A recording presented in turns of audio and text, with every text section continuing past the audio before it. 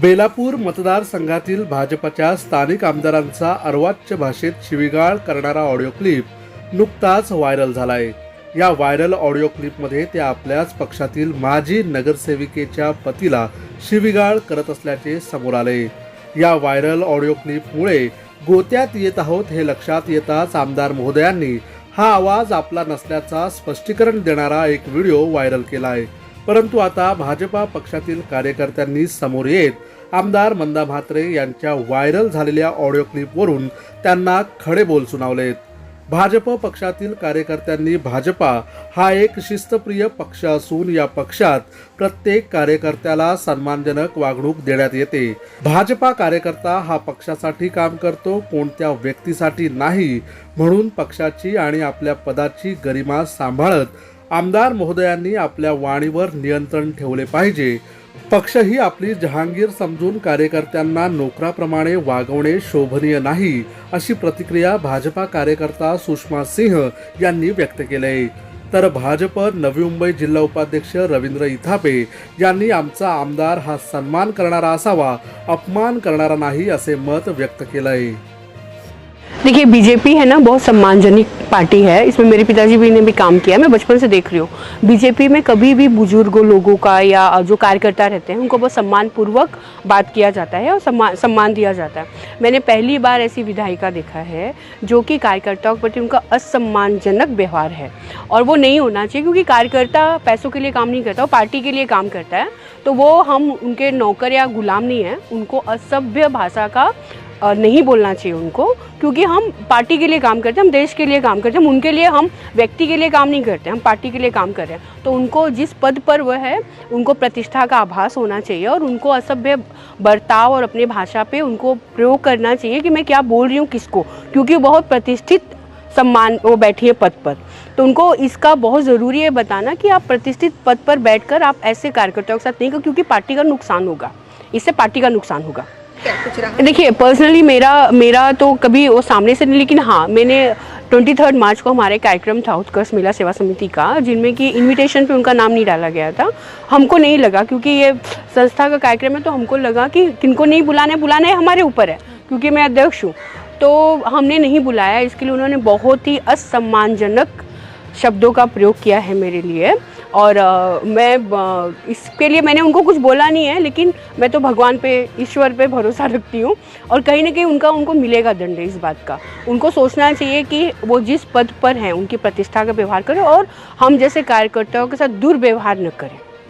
जी बिल्कुल है, बिल्कुल विपरीत परिस्थिति है। उनको लगता है ना कि उन्होंने पार्टी को खरीद लिया है और हम उनके नौकर हैं। तो अगर उनको पहली बात कार्यकर्ताओं ऐसा बिहेव ही नहीं करना चाहिए, लेकिन एक महिला होने के नाते महिलाओं के साथ ऐसा व्यवहार मैंने पहली बार देखा है। आम्ही पाठीमागे देखील लोकसभेच्या पार्श्वभूमीवरती जेव्हा 1 एप्रिलला आदरणीय खासदार, जे निवडून आलेले खासदार नरेशजी म्हस्के आहे, त्यांची जेव्हा सीट डिक्लेअर झाली आमच्या महायुतीकडून, म्हणजे भारतीय जनता पार्टीचे उमेदवार म्हणून डिक्लेअर झाली, आणि त्यावेळेस जो अन्याय आदरणीय संजीवजी नाईक साहेब यांच्यावरती झाला, त्यावेळेससुद्धा आम्ही सांगत होतो की ज्या अन्यायाला वाचा फोडण्यासाठी भविष्यात तरी पक्षाने आमच्याकडे लक्ष दिलं पाहिजे।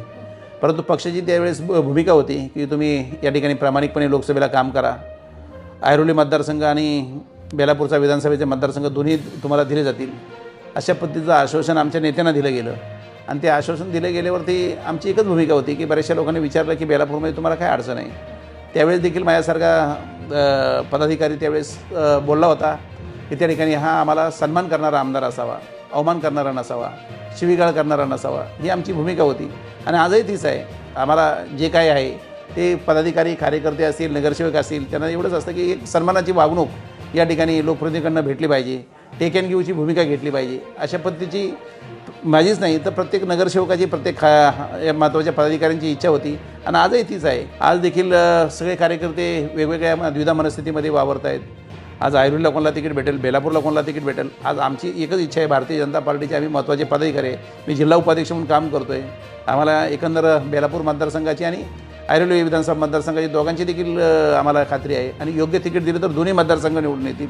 आणि म्हणून पक्षाने विचार करावा की आज जे काही आहे तुम्ही जे तिकीट देणार त्याच्याबरोबर आम्ही काम करणार, परंतु या ठिकाणी तिकीट देत असताना बेलापूर विधानसभेची त्या ठिकाणी अतिशय पारखून आणि निरखून त्या ठिकाणी तिकीट द्यावी, जेणेकरून सगळ्या कार्यकर्त्यांना या ठिकाणी एकत्रितरित्या अतिशय चांगल्या पद्धतीने काम करण्याची संधी भेटेल. पक्षांतर्गत भारतीय जनता पार्टी हे शिस्तबद्ध कार्यकर्त्यांची आणि नेत्यांची आणि एकंदरीत शिस्तबद्ध असणारा पक्ष आहे आणि त्याच्यापासून वरपासून तर खालपर्यंत शिस्त आहे, ती मान्य आहे.